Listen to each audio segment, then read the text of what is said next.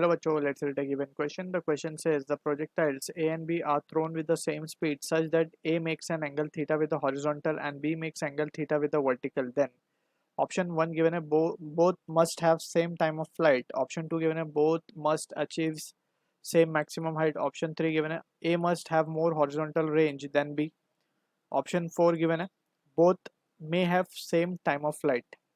सो इस क्वेश्चन को we need to understand about the concept, basic understanding about the projectile motion. So इसको हम थोड़ा सा डायग्रामेटिकली समझ लेते हैं.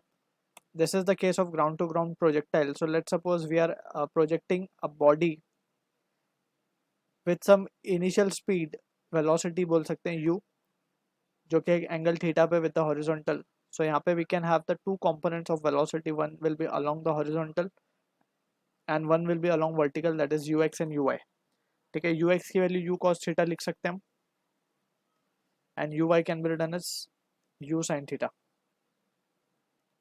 ठीक है, अब यहाँ पे we can see कि there are various terms that we need to be clear with.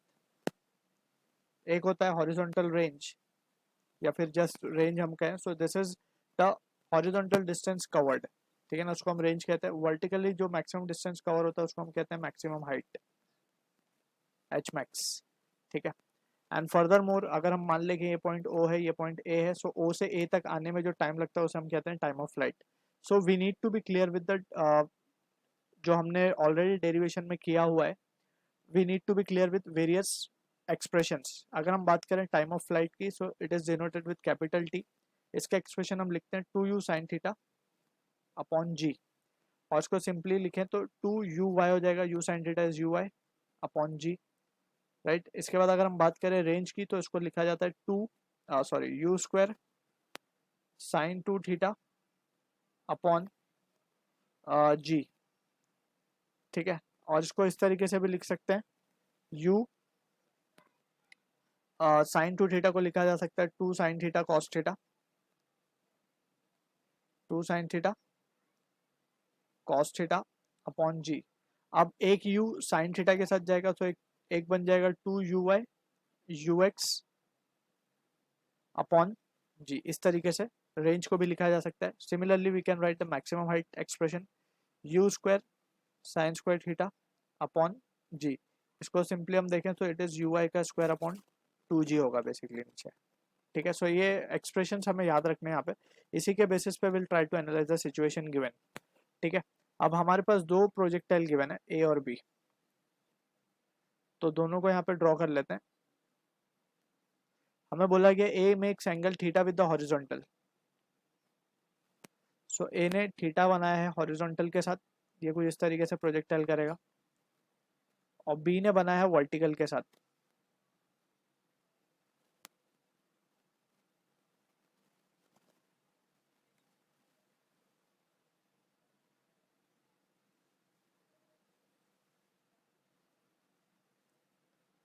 इस तरीके से. ठीक है, तो अब हमसे पूछा गया कि क्या क्या इसमें से ऑप्शन करेक्ट हो सकते हैं. सबसे पहला ऑप्शन बोला गया both must have same time of flight. So time of flight की अगर हम बात करें, पहले तो हम वैल्यूज लिख देते हैं. फॉर ए के लिए हम लिख सकते हैं ux ऑफ ए. इसको क्या लिखा जा सकता है, it will be u cos theta. uy of A को अगर हम लिखें, देख सकते हैं यहाँ पे ए के लिए हम बात कर रहे हैं. सो ए के लिए इसको लिखा जाएगा u साइन थीटा. ये सेम ही केस है जो यहाँ पे हमने इसके लिए लिखा. ए के लिए तो ये सेम ही केस है. फॉर बी के लिए थोड़ा सा डिफरेंट होगा. तो बी के लिए हम देख सकते हैं u of x of b. x component इसका देखा जाए, सो x कॉम्पोनेंट आएगा, अब उल्टा हो जाएगा, ये u साइन थीटा हो जाएगा. इसको अगर हम यहाँ पे ही रिजॉल्व करके देखें, so it will be u sign theta and ऊपर वाला कॉम्पोनेंट आएगा u cos theta for b, right. For b के लिए हम बात करें, सो uy जो आएगा इसका b के लिए, वो आएगा हमारे पास u cos थीटा. बस ये फर्क है. तो दोनों की चीज़ें हमने लिख दी हैं. अब we need to check option one by one. सबसे पहला बोल रहा है both must have same time of flight. Must की कंडीशन पे हमें थोड़ा सा केयरफुल होना पड़ेगा. सो यहाँ पे हम देखें अगर ध्यान से, so we can say time of flight का जो एक्सप्रेशन है हमारे पास वो ये वाला है 2u sin theta upon g. So clearly वो यू आई पे डिपेंड कर रहा है। अब u i for A and B are, A के लिए अगर हम देखें यू आई क्या है, it is u sine theta, and B के लिए देखें तो it is u cos theta. दोनों ही वैल्यूज अलग अलग हैं, थीटा अलग अलग होगा तो U I U sine theta U cos theta की वैल्यूज भी अलग अलग आएंगी। But for theta equals to 45 degree, U Y of A is equals to U Y of B, ठीक है ना। दोनों सिर्फ थीटा के 45 के केस में ही ये सेम होंगे, वरना for rest of the case they are different. तो इसमें बोला कि ऑप्शन ए में both must have same time of flight, so this is incorrect. It will be just same only when theta is 45 degree. So ये चीज़ option A हमने discard कर दिया। सो ऑप्शन फोर्थ इसके करस्पॉन्डिंग करेक्ट हो जाएगा, both may have same time of flight. May have का मतलब अगर थीटा 45 हुआ तो दोनों की टाइम ऑफ फ्लाइट क्या हो जाएगी, सेम हो जाएगी, सिंपल, ठीक है। So we can say option 4 हमारा करेक्ट होना चाहिए। अब हम ऑप्शन 2 को भी चेक कर लेते हैं। ऑप्शन 2 में बोला गया both must achieve same maximum height. Maximum height के लिए again we need to check the formula. Maximum height ये वाला एक्सप्रेशन है U I, so U I again दोनों के लिए डिफरेंट है, जैसे हमने यहाँ पे डिस्कस किया। यहाँ पे हम डायरेक्ट रीजन जैसे हमने डिस्कस किया, also similarly we can write range maximum height of A will be equals to maximum height of B,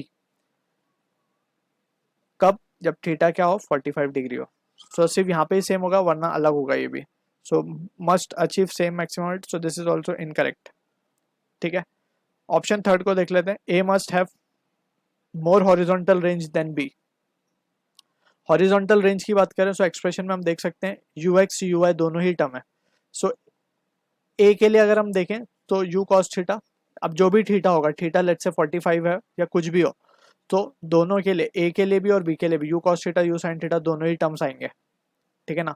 so we can से दोनों में हॉरिजॉन्टल रेंज सेम होगी, ठीक है। तो इसमें बोला गया है कि must have more horizontal range then B, तो दिस इज इनकरेक्ट, क्योंकि दोनों में रेंज जो होगी वो क्या होगी, विल बी सेम, क्योंकि U cos theta U sine theta दोनों में ही है, right. So option 4 will be the answer for this question. I hope you understood this.